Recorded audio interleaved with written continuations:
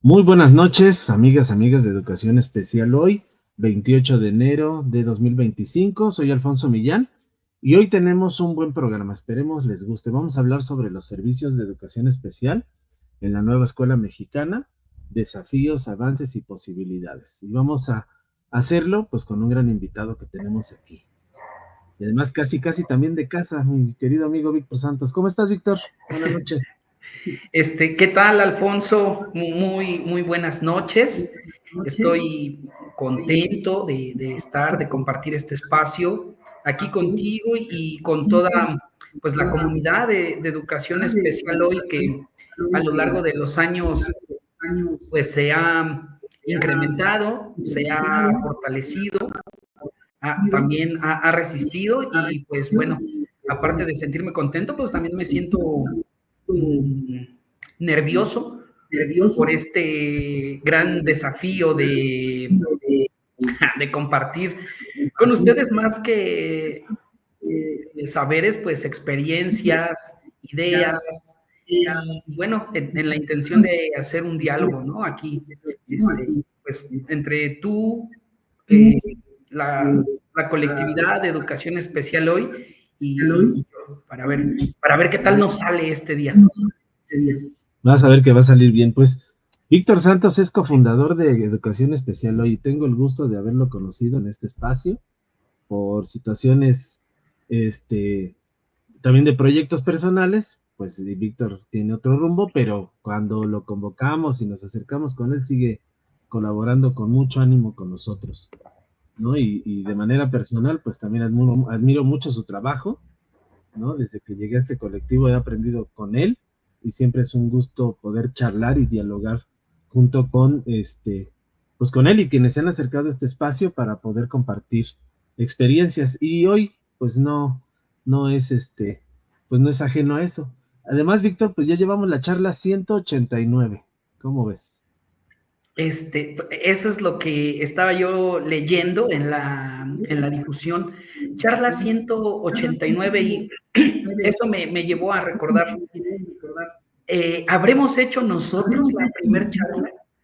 Porque cuando empezamos, antes de que se diera la pandemia, pues también comenzábamos con nuestros pininos, ¿no? De las transmisiones, nos sentábamos en mesas virtuales para intercambiar opiniones, discusiones, muy enriquecedoras de las que sin duda pues nos llevamos aprendizajes, nos enriquecimos en nuestro pensamiento y en nuestro actuar. Y estaba yo pensando y dije, ¿habremos hecho nosotros la primera o no? Pero pues bueno, sin duda Creo que 180 sí. son bastantes. Y pues mira, enhorabuena, esperemos que ahora que se están retomando, vengan con mucha fuerza, haya muchos y muchas personas invitadas. Pues muy interesante como casi todas, ¿no? Sí, justo, fíjate que sí, pensando en ello, creo que fui la primera, porque las primeras fueron cápsulas, donde fueron algunas estrategias para escritura, matemáticas, y creo que sí, si no mal recuerdo, hicimos una de hablamos de los procesos cognitivos en la discapacidad visual para el trabajo en pandemia, ¿te acuerdas? Esa fue la primera, me parece.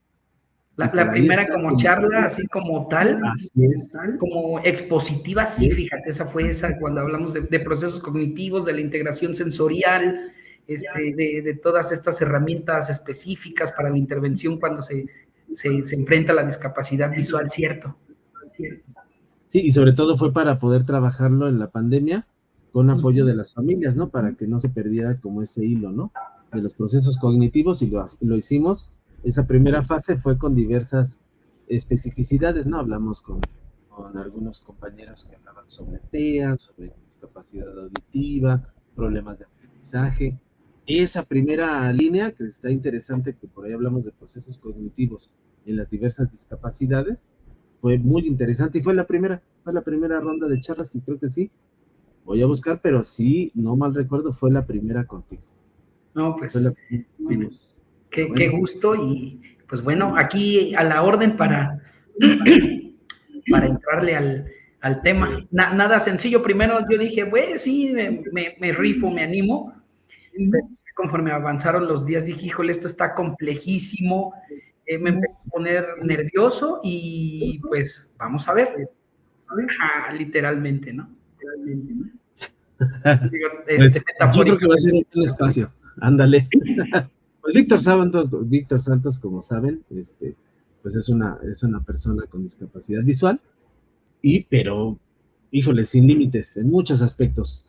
Estuvo trabajando en Ciudad de México, voy a dar rápido ese recorrido, fue maestro especialista acá en Ciudad de México, anduvo haciendo proyectos con Sectei, por ahí anduvo también, algunos proyectos de discapacidad con Sectei, y hoy trabaja en el Estado de México, está en un área operativa. ¿Es cierto, Víctor, verdad? Sí, así es. Actualmente estoy como asesor técnico pedagógico en el Departamento de Educación Especial Valle de México, que pertenece a los Servicios Educativos Integrados al Estado de México, que por las siglas es CIEM. Excelente. Y pues desde ahí en esa trinchera, pues también trabaja sobre... ¿Sí está sobre la línea de discapacidad visual, Víctor? ¿O tienes varias líneas ahí?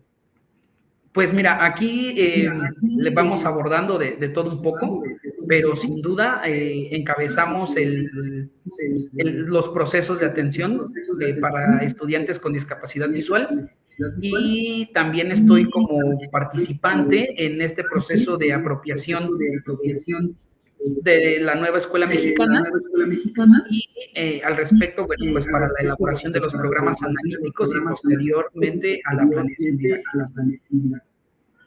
Pues sobre todo ese también era la intención, ya hemos tenido algunas charlas, Víctor, y eso lo platicamos cuando estábamos organizando este espacio, era que ya hemos hablado de la participación de los servicios de educación especial desde estos procesos de construcción en los diagnósticos socioafectivos, pero también socioeducativos, perdón, en la planeación didáctica, ¿no? En cómo se va transformando desde el codiseño. Ya hemos hablado de eso, pero ya llevamos pues, prácticamente 2 años, vamos casi llegando a los 2 años de la implementación de la nueva escuela mexicana.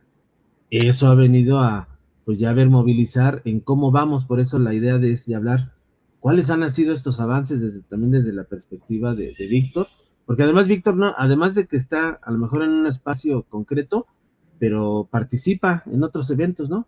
Conferencias, reuniones, o sea, esa imagen que también es el reflejo que tenemos, porque también a mí me ha tocado ya ir a otros estados, pues también nos permite, ¿no? Tener como un panorama, ¿no? De lo que va ocurriendo. Y hoy sería escuchar desde tu perspectiva cómo has visto ese panorama, empezando con los avances. ¿Qué avances consideras que hemos tenido como servicios de educación especial? UDI, las USAER, las UDI en Monterrey, que también son nuevas, los CAM. Claro, yo creo que para empezar a abordar el apartadito, le voy a llamar así, de los avances, pues es importante tener presente cómo nos hemos transformado en educación especial, ¿no? Desde que surge de manera formal en, pues, 1960, 1970 del siglo pasado, con la Dirección General de Educación Especial, y después con el proceso de reorientación educativa como parte de la descentralización, ¿no? Que antes de este periodo pues trabajábamos como escuelas de educación especial, donde agrupábamos a alumnos por discapacidad, ¿no? Y entonces teníamos escuelas para personas ciegas, en otras escuelas con discapacidad visual, discapacidad auditiva, y bueno, no lo voy a describir todo porque pues es algo de lo que ya conocemos, ¿no? Y los servicios de apoyo, pues que estaban en grupos integrados, en grupos 914, en los servicios complementarios, ¿no? En las unidades de orientación al público, etcétera.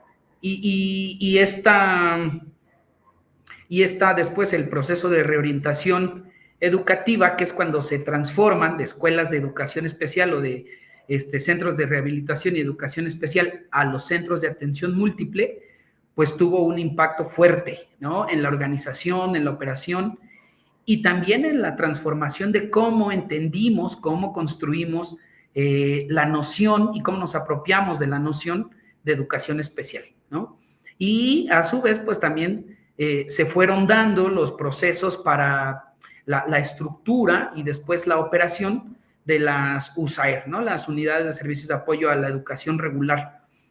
Pues ya cercano a principios del siglo, casi en el año 2000, es cuando recordamos que pues empezamos a tener un poco de presencia en el conjunto de escuelas de educación básica, sobre todo primarias, un poco secundarias, y teníamos descuidado, desprotegido, pues al nivel de preescolar, ¿no?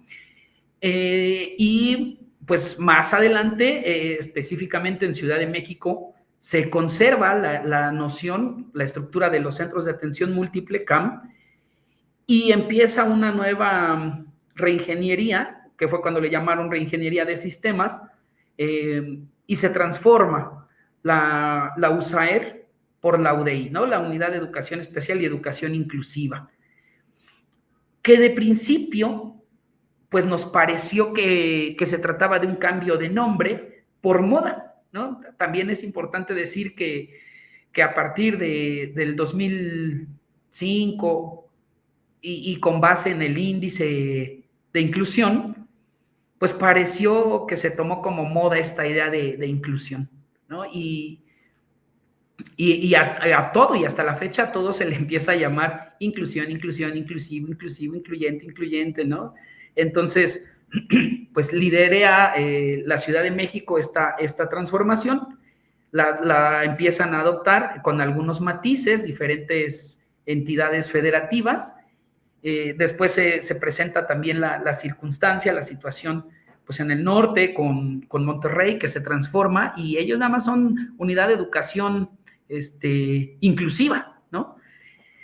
Y en otros estados, en la mayoría, bueno, conservamos las siglas de Unidad de Servicios de Apoyo a la Educación Regular, USAER, pero sin embargo, pues sí se ha estado transformando la práctica cotidiana, el ser y el quehacer de las unidades, y con eso, bueno, pues también la concepción y la apropiación de una noción de educación o de nociones distintas de educación especial que, pues bueno, nos las vamos apropiando de poco a poquito, ¿no?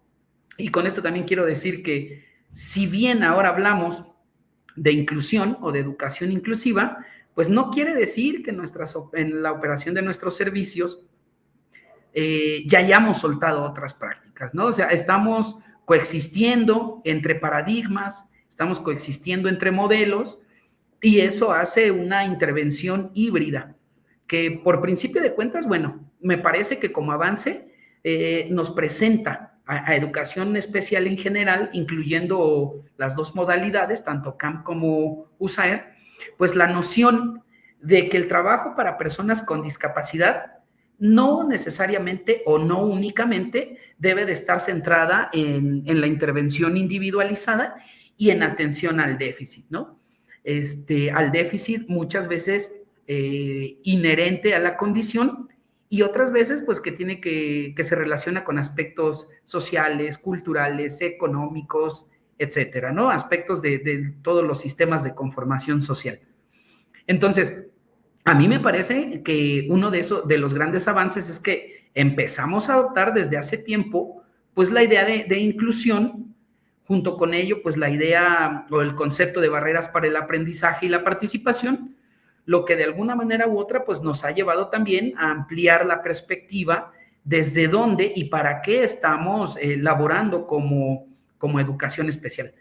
Claro que cada modalidad pues tiene sus matices, tiene sus particularidades, y estas particularidades, bueno, pues también se van definiendo con base pues, en las características del contexto, de la entidad federativa de que se trate, de los recursos económicos, los recursos profesionales, etcétera, ¿no? Creo que uno de los avances es eso.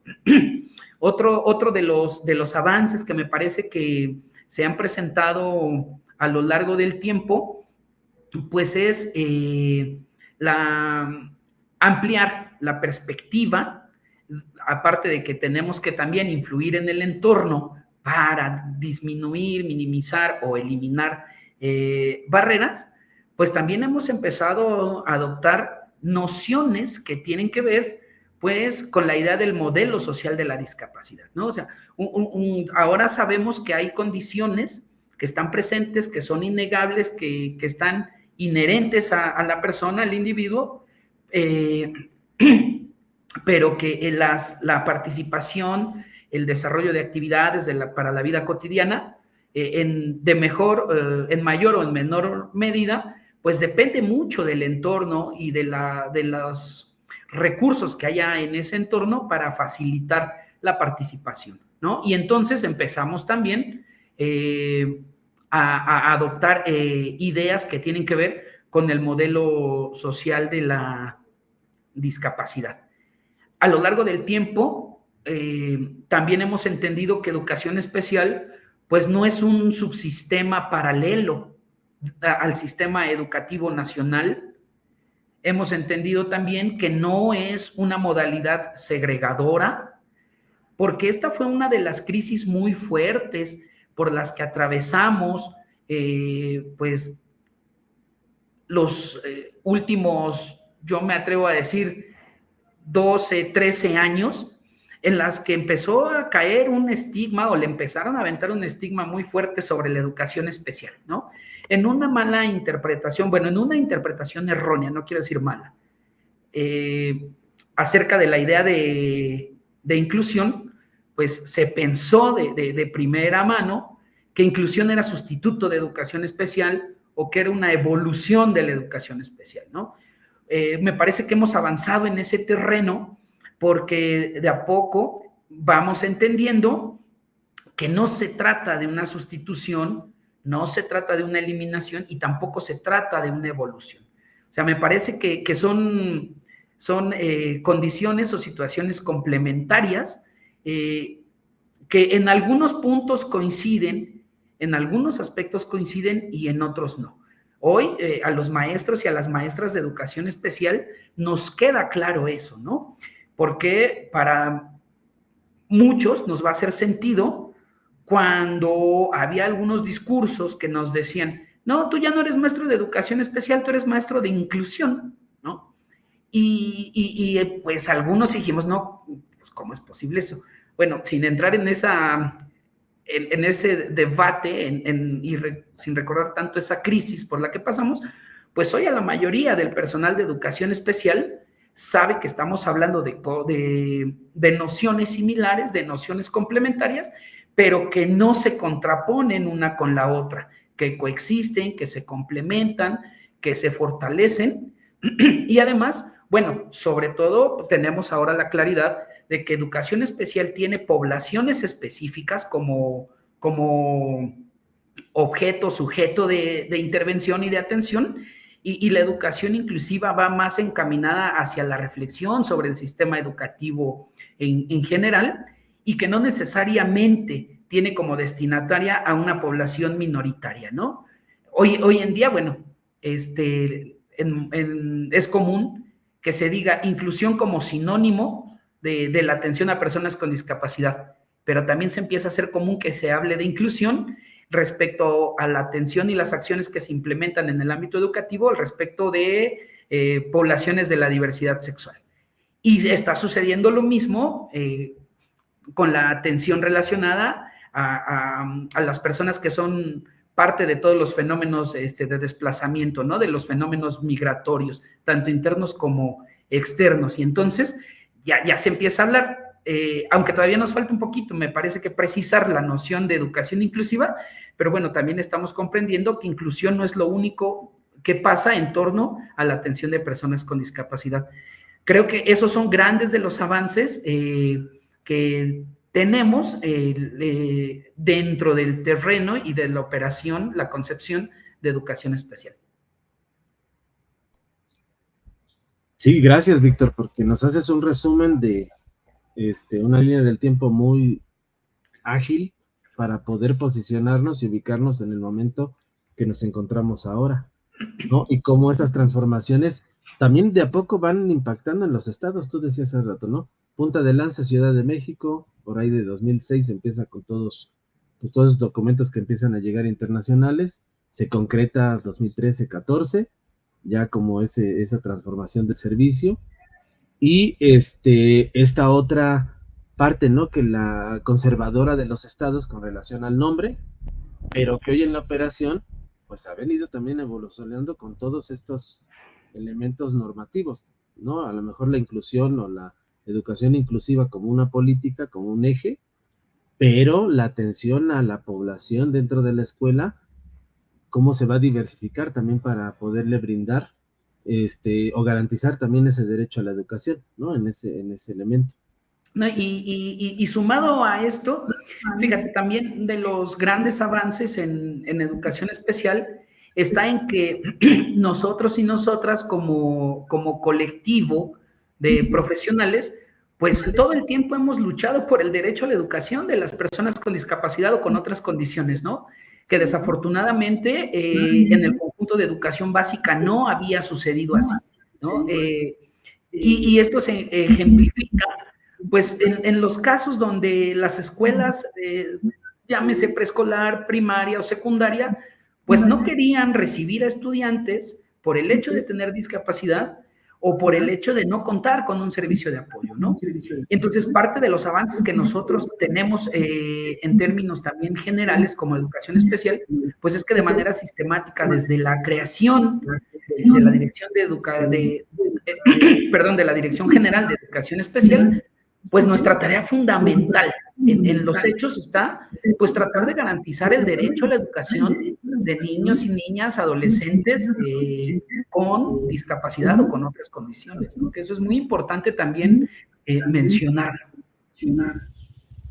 Sí, y el avance que la escuela también como parte de ese proceso y no una situación que también la mencionabas, pero sí es enfatizarla, que se le sigue depositando a la educación especial, ¿no? Y a veces la educación básica, no sé si es por la misma cultura, las prácticas que hemos llevado siempre, pues nos quieren distanciar, ¿no? A esa no me toca la población, tengo el servicio de educación especial, a él va la responsabilidad, y hoy también, ¿no? Desde los documentos normativos, legales, pues ahí dice, ¿no? Los responsables es todo el sistema educativo, ¿no? No es depositario de un solo sujeto o de una sola área o de un solo servicio para poder brindar esa atención.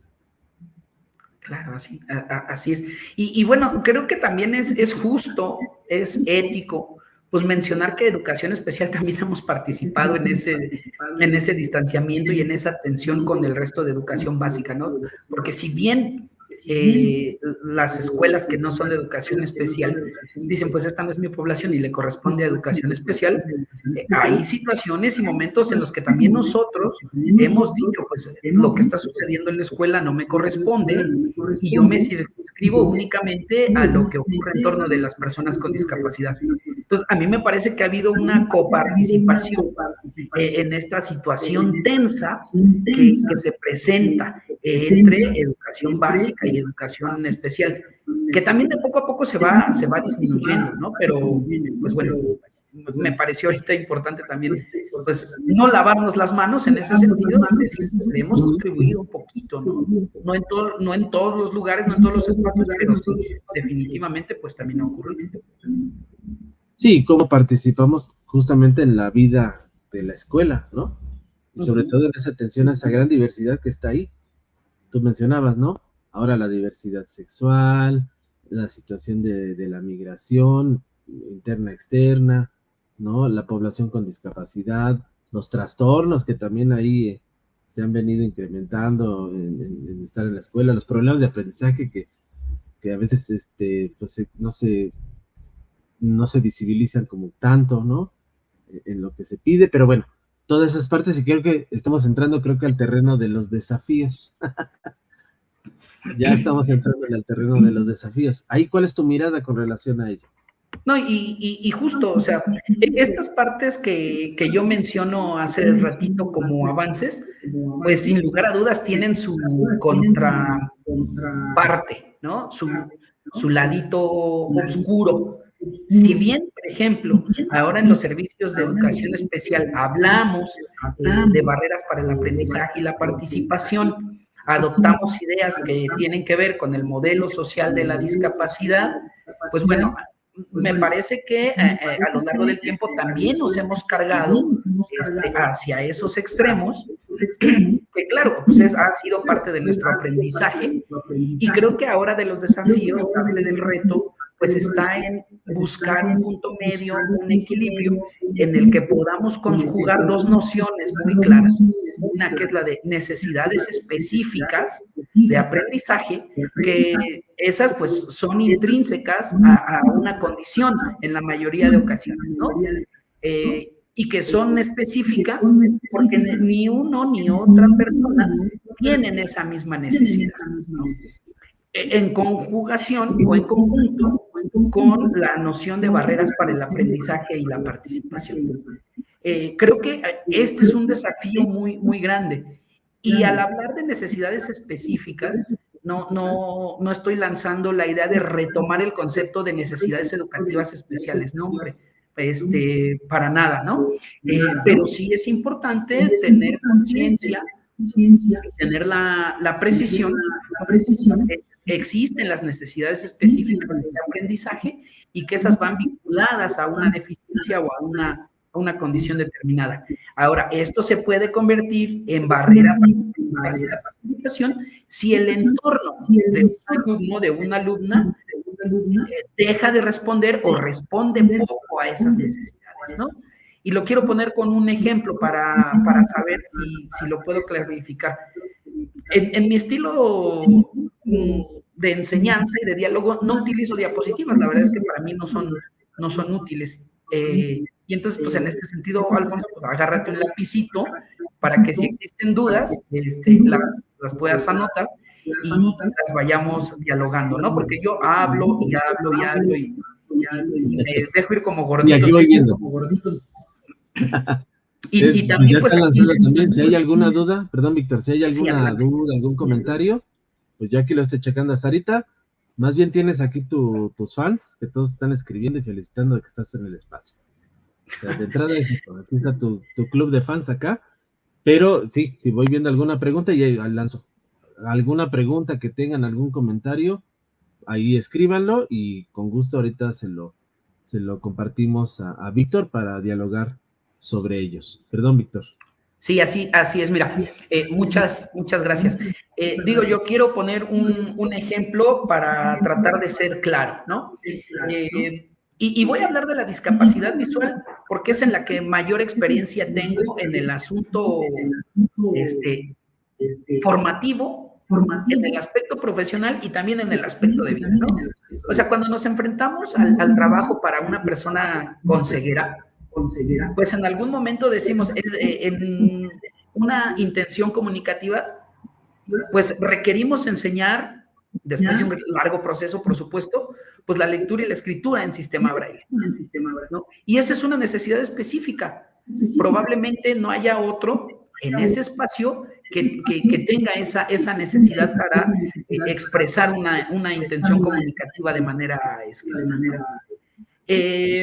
¿Qué sucede entonces con el entorno? Podemos pensar que se enfrenta o no una barrera si en ese entorno no existen los materiales, si en ese entorno existen materiales pero no se aplican, o si no están los profesionales preparados para desarrollar este trabajo. Y se conjugan las dos nociones, necesidades específicas de aprendizaje con el de barreras para el aprendizaje y la participación. Ahora, esta necesidad específica de aprendizaje no necesariamente es permanente, en algún momento se solventa, se aborda, se resuelve y puede surgir otra necesidad. En algún momento donde la persona con ceguera ya lee y escribe en braille, bueno, a través del sistema braille, pues no quiere decir que la intervención está agotada. Entonces tenemos que pasar a otras situaciones pues que también son importantes abordar. Por ejemplo, el uso de la tifloterapia.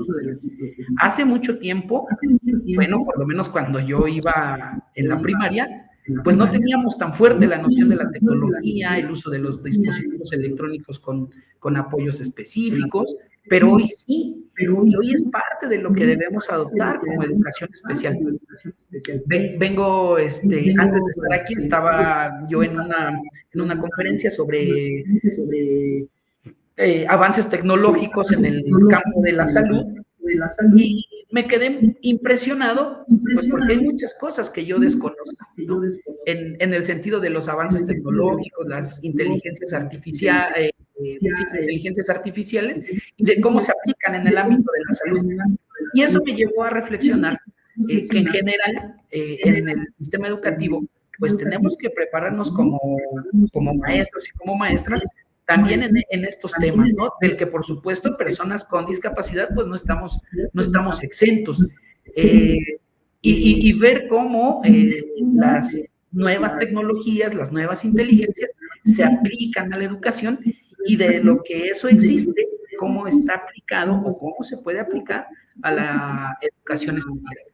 Entonces, hay un desafío muy, muy grande en este sentido de equilibrar una exigencia o una esencia de educación especial, que es atender necesidades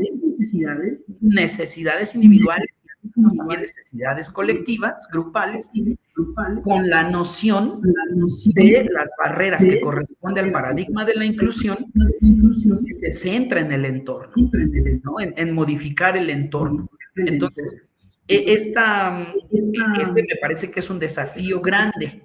Otro de los desafíos fuertes que, desde mi opinión, estamos enfrentando, pues se vincula, porque tenemos que precisar muy bien entre nosotros y para el resto de educación básica cuál es nuestro ser y cuál es nuestro quehacer dentro de las escuelas como servicios de apoyo. Ahorita digo, apunto un poquito sobre CAM, pero primero sobre los servicios de apoyo, ¿no? Con las siglas que sean. Y ponernos de acuerdo en esta idea de para qué estamos compartiendo espacio, para qué estamos compartiendo tiempo, y qué vamos a hacer cada uno de nosotros.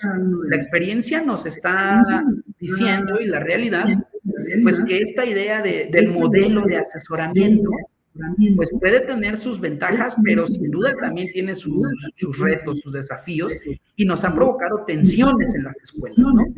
En la operación hemos extrapolado esta noción de la asesoría hacia nada más decir al otro qué es lo que tengo que hacer. ¿Qué es lo que tiene que hacer? Y no quiero decir que en la práctica tengamos que regresar necesariamente la intervención individualizada, uno a uno, en aulas de apoyo, en lo absoluto. Eso sería un gran retroceso. Pero considero que sí es importante que nos pongamos de acuerdo para saber qué vamos a hacer en torno de cada situación escolar, cada uno de los participantes, ¿no? O por lo menos cada una de las vertientes que existen dentro del sistema educativo para la atención de alumnos y alumnas con discapacidad. Por supuesto, yo como maestro de educación especial, pues no busco ni buscaré, pues, desarrollar prácticas que le corresponden a mis compañeros que están frente a grupo, ¿no? Y quiero decir el tema de las asignaturas, que también eso fue una práctica común y en algunos espacios todavía se conserva. Ahí viene el de usar para que dé su clase, y la clase es de español o de matemáticas, bueno, pensando en los términos del modelo educativo anterior, ¿no? Y viene a dar su clase a todo el grupo, y entonces pasamos del aula de apoyo al aula, en general. Sin embargo, nuestra práctica se convirtió en, pues, como hacer un sustituto de las funciones, ¿no? Y el desafío, pues, está ahí, en saber qué voy a hacer yo como maestro de educación especial junto con nuestro equipo de educación especial, y qué es lo que tiene que hacer la primaria con el equipo de educación básica. No sé si todavía nos seguimos escuchando o ya se nos perdió.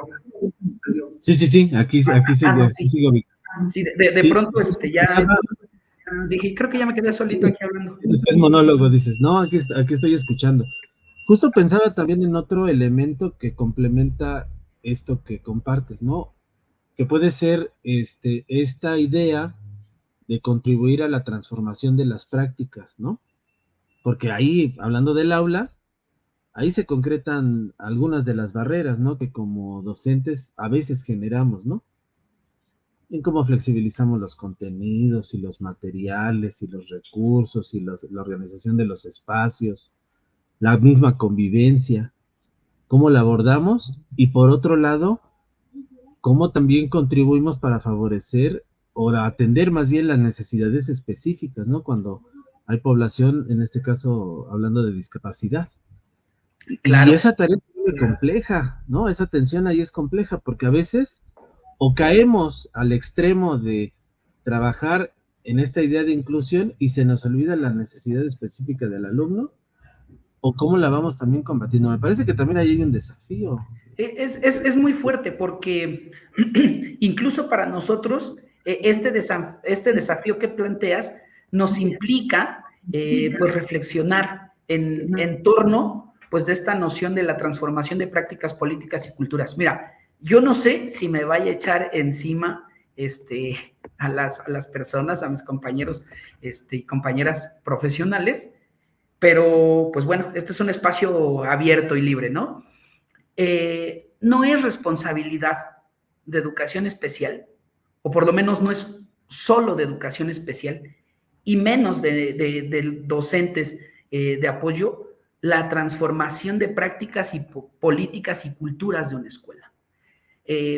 Ahora que están llegando en general a las escuelas de educación básica los instrumentos para la identificación de barreras para el aprendizaje, y recordando la plática, la charla que hizo aquí el doctor Covarrubias, pues bueno, esta tarea de reflexionar y transformar prácticas, políticas y culturas de una escuela, pues es una tarea compartida en la que en principio de cuentas esto parte de la reflexión y de la disposición del otro para reflexionar.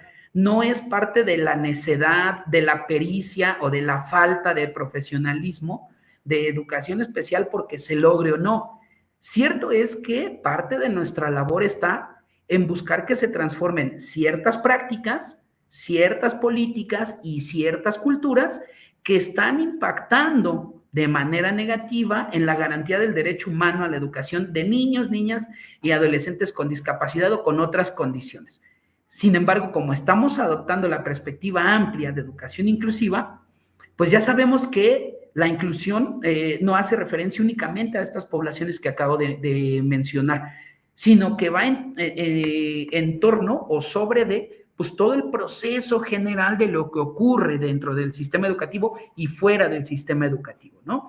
Y entonces esta labor de transformar, esta labor permanente, porque no es que se acabe y no es que en algún momento podamos decir, ya transformamos prácticas, políticas y culturas. O sea, esto tiene que ser un proceso permanente de reflexión, de modificación, y sí, por supuesto, también hay algunos momentos en los que tendremos que conservar prácticas porque nos han sido de utilidad, porque nos hemos adecuado a los nuevos paradigmas, y pues también es válido decirlo y no hay que tener miedo, ¿no? O sea, decir, bueno, pues esto se tiene que conservar, se tiene que fortalecer, pero sin duda, bueno, este gran desafío que planteas, pues nos implica la participación de todos y todas, ¿no? En los instrumentos que nos llegaron en la fase intensiva, queda muy claro, o sea, la tarea de identificar barreras para el aprendizaje, que sí o sí nos requiere una reflexión. Si no reflexionamos, no podemos identificar barreras para el aprendizaje y la participación. No está dirigida únicamente a las personas con discapacidad, sino va en general a toda la población y a toda la comunidad escolar. Y para eso tenemos que participar todos y todas, no solo educación especial, ¿no? Entonces, sí es cierto, parte de nuestra tarea está en el abordaje y la transformación de algunas prácticas, políticas y culturas, de alguna manera que están impactando de manera negativa en el aprendizaje y la participación de algunas poblaciones que ya están mencionadas, ¿no? Hablar ya en general, pues es una tarea que nos corresponde a todos y a todas. Así es. Y hablando de los desafíos, y el pendiente que hace rato mencionaste fue los cambios, los centros de atención múltiple, que se cuecen aparte. ¿No? Bueno, claro, es una labor. Sí, o sea, desde poder atender esta parte que, pues, que exige el sistema con relación al abordaje del currículum, ¿no? Esos programas sintéticos, el poder generar y construir esos programas analíticos, porque pues es una escuela también, ¿no? Y que depende, o que está también, es parte del sistema educativo nacional, pero con desafíos bastante interesantes por la población a la que atiende. Y esa diversidad que también está ahí, que eso también implica un gran reto y desafío. No, por supuesto, y tanto tú como yo, y como seguramente la mayoría de quienes estamos aquí presentes, pues aparte de haber transitado ya por los servicios de apoyo, también hemos transitado en la función de maestro frente a grupo en un camp, ¿no? O en la función directiva también de un camp. Y reconocemos de inmediato, pues que nuestra labor es tan compleja que tiene muchas implicaciones adicionales a las de funcionar únicamente como una escuela o como otra escuela de educación básica, ¿no? Fíjate, yo me he atrevido a comentarles a compañeros directores o directoras de CAM, así como a nuestros supervisores y supervisoras de las zonas de educación especial. He dicho, ¿qué es lo que sucede en nuestro CAM? Definitivamente no somos una primaria, o sea, tenemos la estructura administrativa de educación básica, porque somos parte de educación básica, ¿no? Y en un CAM tenemos maternal, inicial, en el mejor de los casos, maternal, inicial, preescolar, primaria, secundaria y laboral. Pero bueno, pues con laboral también se enfrentan de ahí unos grandes desafíos, ¿no?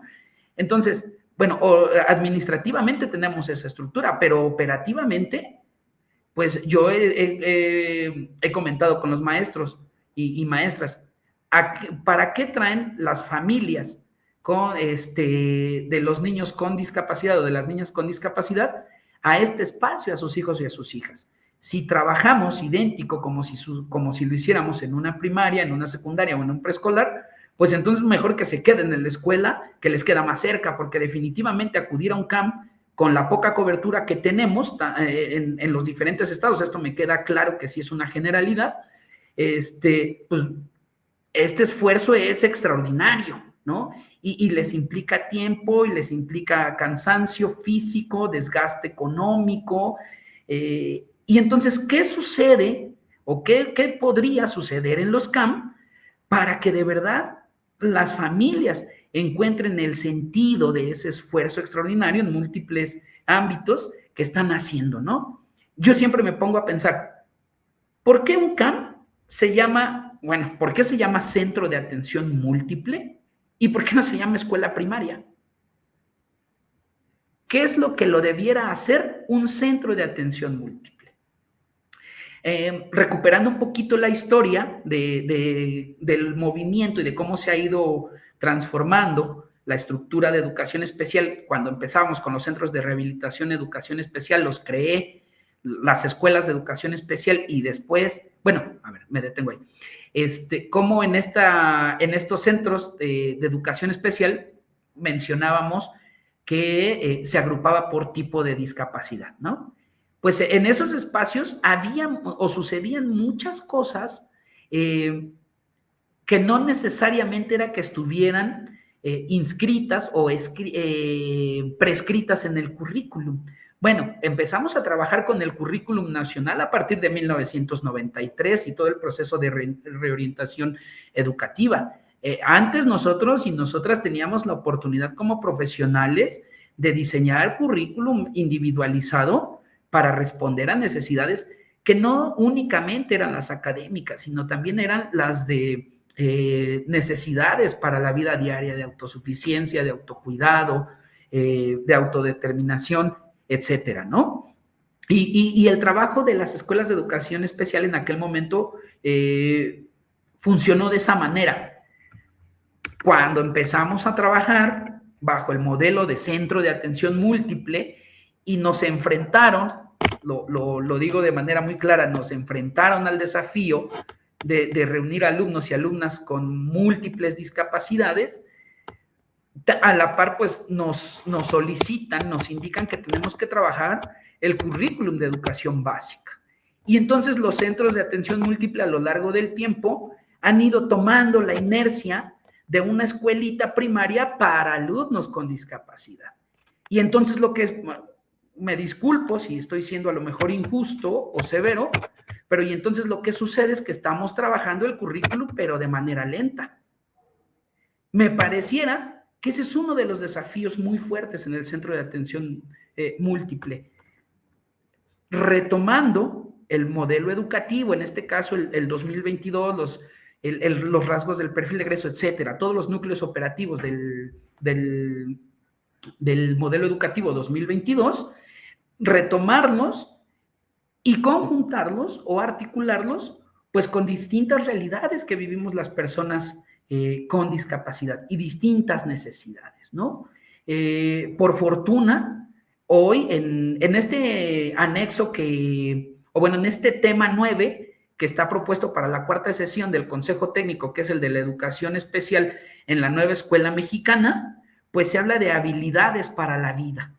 Y me parece que las escuelas de educación especial trabajaban en el desarrollo de habilidades para la vida. Me parece que los centros de atención múltiple trabajan sobre el desarrollo académico. Entonces, el desafío nuevamente está de una manera similar que con los servicios de apoyo en articular dos perspectivas que sin duda cada una tiene sus aspectos positivos, sin duda cada una tiene sus fracasos, y entonces lo que corresponde pues es articular los avances de cada una de las formas de intervención que se han dado a lo largo del tiempo para que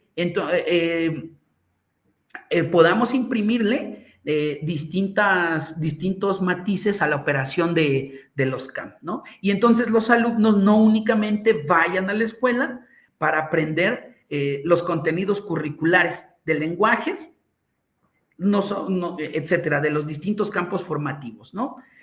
Yo platicaba en una de las intervenciones que tuve recientemente con un equipo de supervisoras y supervisores, les decía, yo quiero confesarles o quiero compartirles, pues que yo no me aprendí a amarrar los zapatos por enseñanza de mi familia. Como persona con discapacidad, yo no aprendí a hacer un nudo de corbata por enseñanza de mi familia. Yo no aprendí a servirme vasos de agua con la enseñanza de mi familia. Esa fue tarea de la Escuela de Educación Especial en la que yo estuve. Sí es cierto que se trabajó el aspecto curricular, pero junto con eso se trabajaron aspectos de la vida cotidiana que hoy en día me dieron, pues cierta autosuficiencia, cierto autocuidado, cierta determinación, y me ayudaron a desarrollar no solo habilidades académicas, sino también habilidades intrínsecas, habilidades sociales, ¿no? Entonces, sin duda, pues eso está fuerte y es un gran reto. Tú dices, somos una escuela, ¿no? Los CAM somos una escuela. Yo digo, no, los CAM no somos una escuela. Los CAM somos un centro de atención múltiple, donde a la par de que ocurren cosas académicas, tienen que ocurrir muchas otras cosas que se acerquen a la noción de la educación integral. Sí, y justo entraste al terreno de esas posibilidades. Me parece que cuando ubicábamos también o posicionábamos esta situación de los servicios de educación especial, pensando en el título, ubicábamos en la nueva escuela mexicana, ¿no? Y tú dijiste una palabra que está dentro de estos nuevos planteamientos, que no nada más es el desarrollo de los conocimientos curriculares, sino también el desarrollo de habilidades para la vida que está en este programa, ¿no? Me parece que ahí es donde podemos retomarlo y hacer de esta situación que expones, pues una posibilidad de trabajo con las personas con discapacidad en los centros de atención múltiple. Pero también en la escuela, cuando estamos también recibiendo en las primarias, en las secundarias, en el preescolar, a esta población, y hay servicios de educación especial que pueden aportar desde esos elementos también para la vida. No, definitivamente esto también es algo que permea o debiera de permear el ser y el quehacer de los servicios de apoyo, ¿no? O sea, a lo largo del tiempo también hemos hemos entrado y hemos participado en la inercia de que nuestro trabajo está, como educación especial, desde los servicios de apoyo, en contribuir al logro educativo. No está del todo, desde mi criterio, desde mi juicio, no ha estado del todo equivocado, pero no es nuestra única tarea. Probablemente no es ni siquiera la función principal de los servicios de apoyo, ¿no? Y de los equipos de cada unidad. Porque, bueno, es cierto que los centros de atención múltiple existen porque el sistema educativo no ha tenido la capacidad para crear escuelas que puedan responder a las distintas necesidades y circunstancias de personas con discapacidad cuya condición es muy compleja, ¿no? O sea, es decir, es bien importante tener en mente que los CAM existimos porque no hay otra escuela de educación básica que tenga las condiciones para trabajar y para responder no solo a lo académico, sino también a las otras habilidades de las que estamos mencionando, ¿no?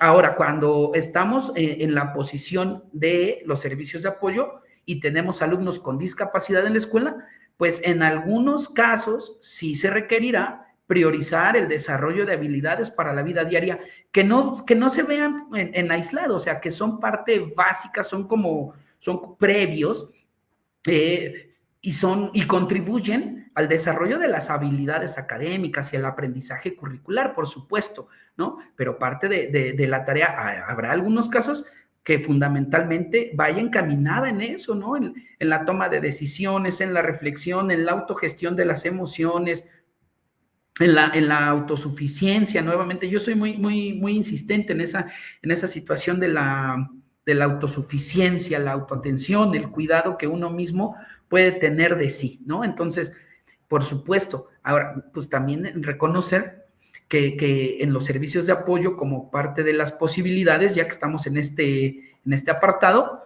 pues también está la idea de ahora, con estos planteamientos de la nueva escuela mexicana, pues influir en la comunidad, es decir, en lo que está fuera de la escuela, ¿no? Hasta ahora nos hemos acercado a lo que está fuera de la escuela un poquito a través de las familias y nos hemos acotado a únicamente eso.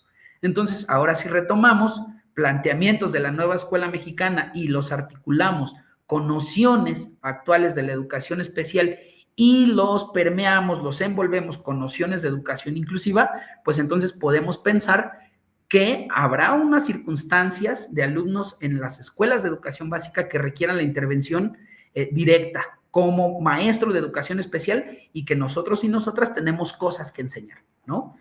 Habrá otras donde la intervención prioritariamente sea sobre lo simbólico, las prácticas, las políticas o sobre ciertas prácticas, ciertas políticas y ciertas culturas de un espacio escolar que impactan de manera negativa o que limitan el aprendizaje o la participación de los niños y las niñas con discapacidad.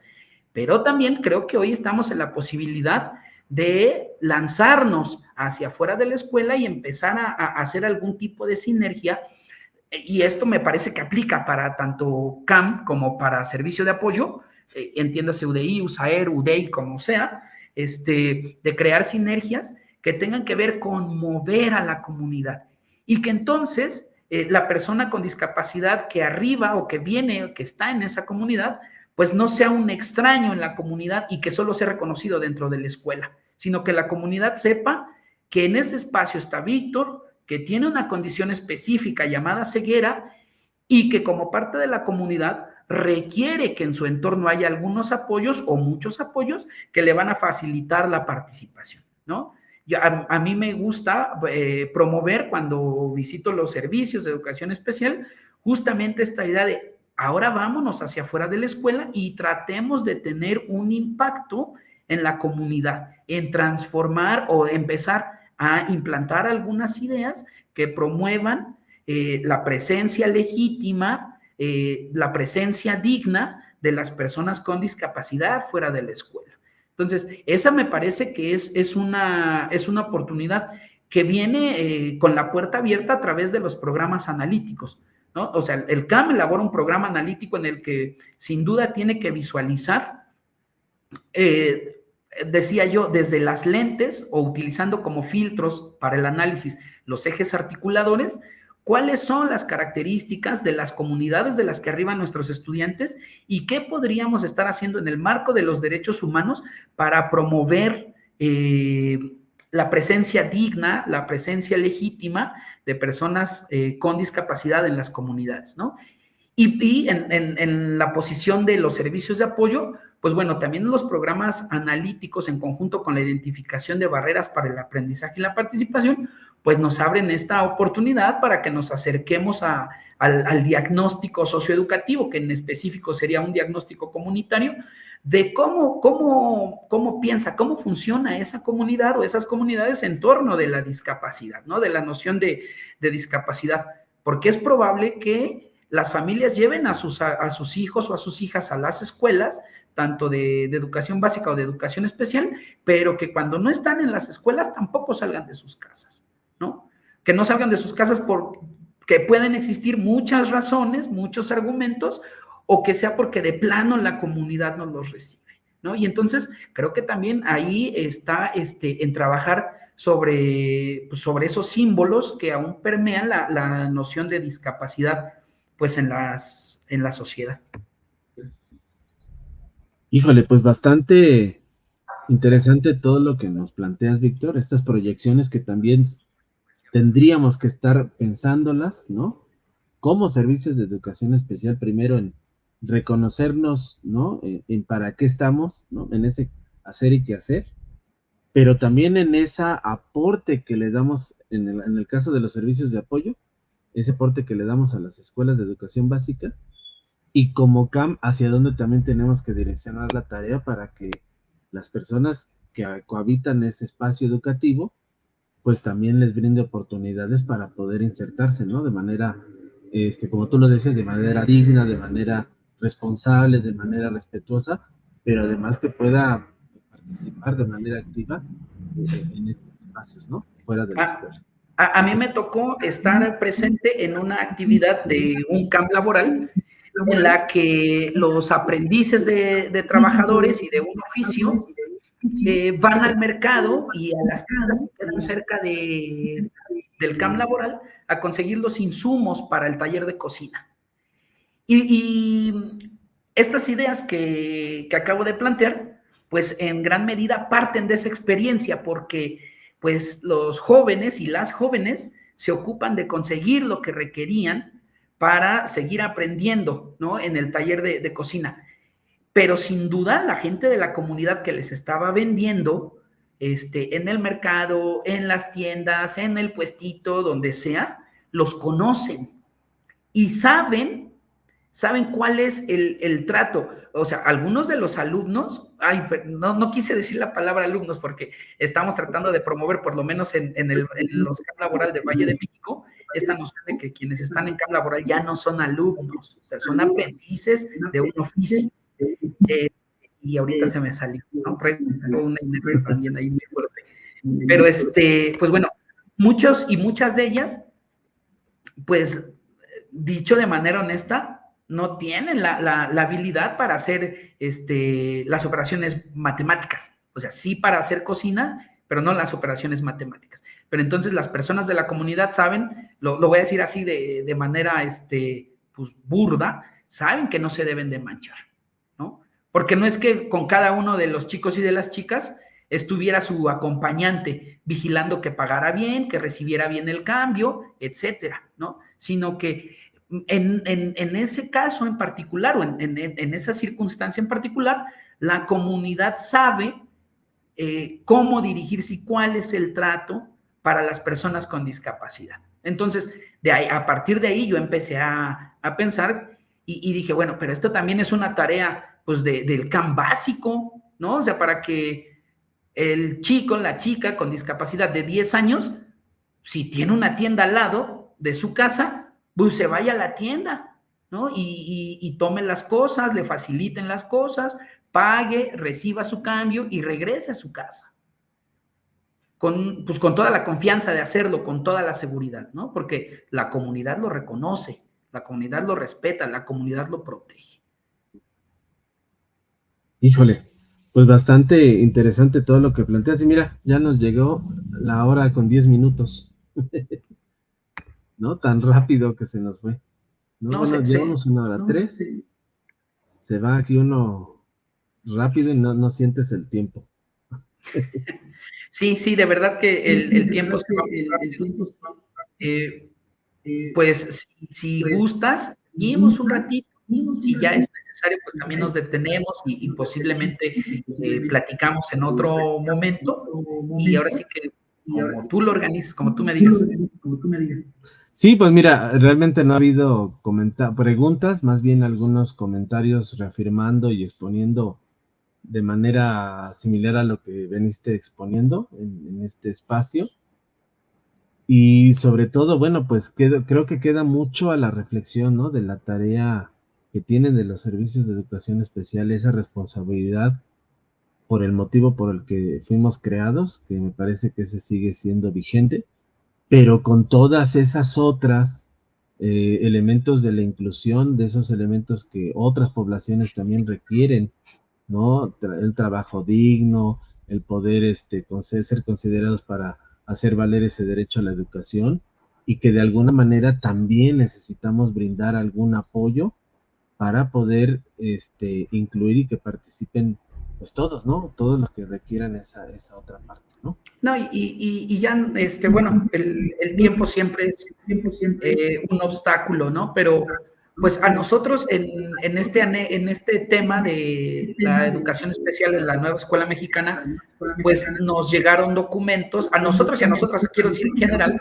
nos llegaron documentos, pues que de entrada pudiéramos pensar, pues que es lo mismo, ¿no? O sea, y en realidad, pues es parte del lenguaje, de las herramientas que nosotros ya hemos utilizado en el tiempo, antes que el conjunto de educación básica. Las barreras, el DUA, las habilidades para la vida diaria, ¿no? Sin embargo, pues mirando en conjunto, pues todos los principios filosóficos, núcleos operativos de la nueva escuela mexicana, pues sí nos conllevan una reflexión, sí nos conlleva a hacer la introducción de nuevas prácticas en nuestro quehacer cotidiano, ¿no? Fundamentalmente prácticas dentro del marco de los derechos humanos, que no nos alcanzó el tiempo, pero es vital esta idea de la educación como derecho humano y la implicación que tiene en su conjunto con los principios dentro de la teoría de los derechos humanos, ¿no?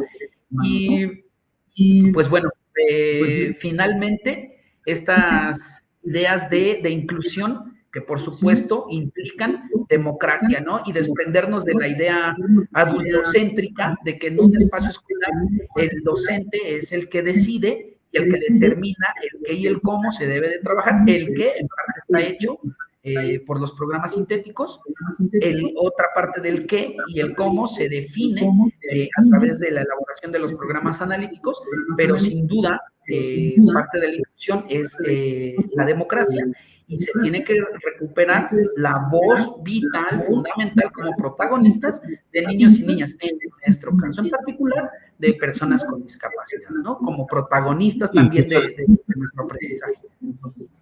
No, y el codiseño como esa vía para que ahí se ponga su voz, ¿no?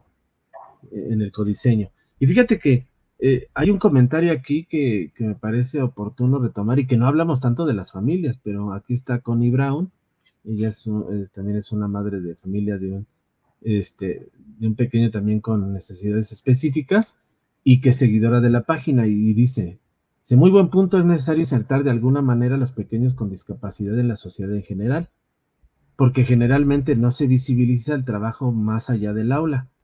Y este punto es el que quiero rescatar. Incluso los papás no lo vemos viable por todos los retos que representa, ¿no?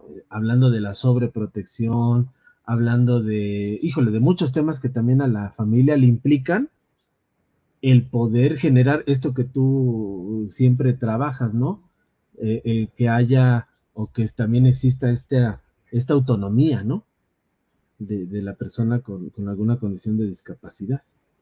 Sí, y de verdad, o sea, es posibilidad y es desafío, pero es, yo creo que indispensable que introduzcamos prácticas en educación especial en escenarios reales, ¿no? Más allá de los momentos de estimulación, de lo lúdico, del juego, en escenarios reales. Si pensamos en un contexto, digamos que urbano, pues también debemos de tener el arrojo. Habrá que buscar los mecanismos, ¿verdad? No quiero decir que lo podamos hacer, creo que así de fácil, pero por ejemplo, para estarle enseñando a los estudiantes a ir caminando sobre las banquetas con el cuidado, a cruzar las calles, a saber leer el semáforo, a saber tomar un camión de la ruta que a mí me corresponde o que a ti te corresponde, y que no necesariamente es porque ya domino la lectura y la escritura, ¿no? Para ver el letrero, sino de otras claves puedo yo tomar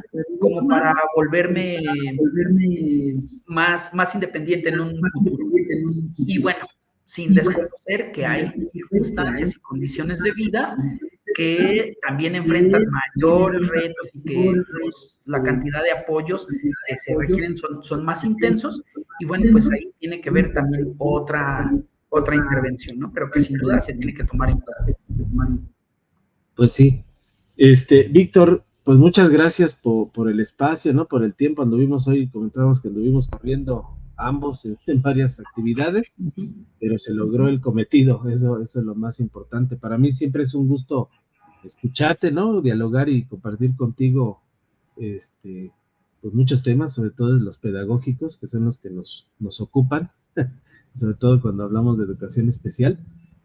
Pero pues eres un gran amigo, ¿no? Para mí. ¿Con qué cerramos, Víctor? Pues bueno, la tarea no es fácil, requiere desprendernos, en primera, tratar de detener inercias que traemos ya de bastante tiempo, y nos requiere también, fíjate, cuando se dio la situación del taller intensivo, que era muy en la reflexión, en la autoexaminación, el autoanálisis, pues había mucha chorcha en torno de, pues en las redes sociales, ¿no? ¿Cómo era? Escuchamos, no juzgamos, y bueno, hubo mucha burla, pero me pareció a mí un momento clave, porque hoy en día nuestra labor docente todo el tiempo debemos de tenerla bajo reflexión, bajo cuestionamiento, no bajo sospecha, no bajo duda, sino bajo el espíritu de preguntarme, ¿por qué hago lo que hago? ¿Sí? Permíteme un tantito. ¿Por qué hago lo que hago? ¿Y por qué tomo esas decisiones? ¿A qué se deben? ¿No? Muchas veces las decisiones que nosotros tomamos como docentes, pues tiene que ver pues con un cúmulo de ideas previas, de juicios, de prejuicios que tenemos en torno a la educación, en torno a la discapacidad, y me parece importante que nos empecemos a acercar pues a esa reflexión y a descubrir por qué estamos actuando de esa manera, por qué hemos actuado de determinada manera. No quiero decir que necesariamente esté mal, o sea, pero hacerlo medianamente consciente, ¿no? O sea, el reto es grande. Y bueno, pues en otro orden de ideas, un gusto siempre también platicar contigo, poder compartir estas ideas acá en el espacio de educación especial hoy, y pues, pues un fuerte abrazo, amigo. Creo que no hay mucho más que decir en este tema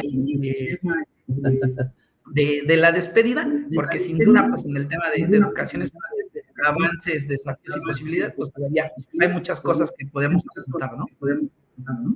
Claro que sí, Víctor. Pues, en algún otro espacio habría que hablar como de esas herramientas o esos apoyos, herramientas, estrategias para poder apoyar a la discapacidad visual, que valdría la pena retomarlo. Ya me organizo contigo si podemos coincidir en otro espacio, ya nos ponemos de acuerdo para ello.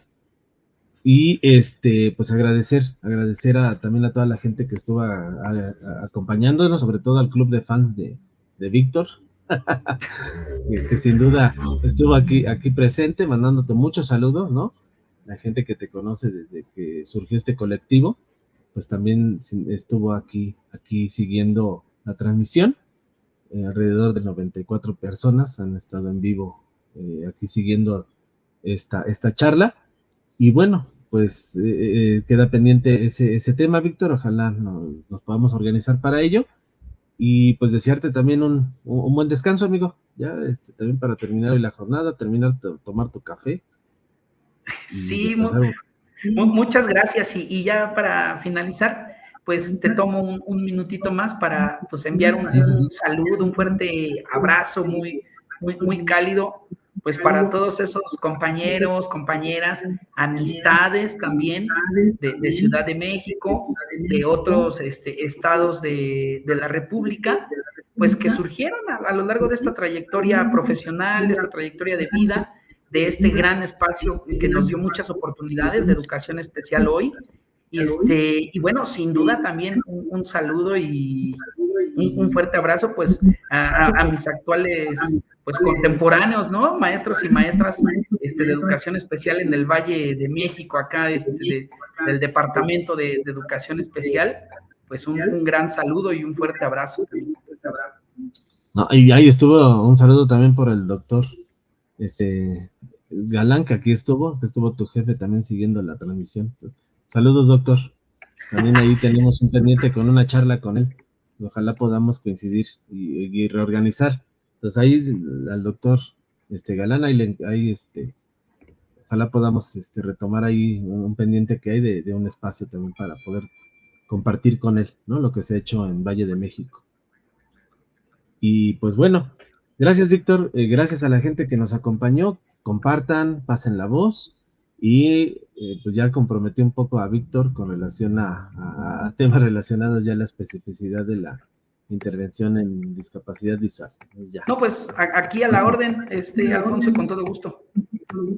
Perfecto.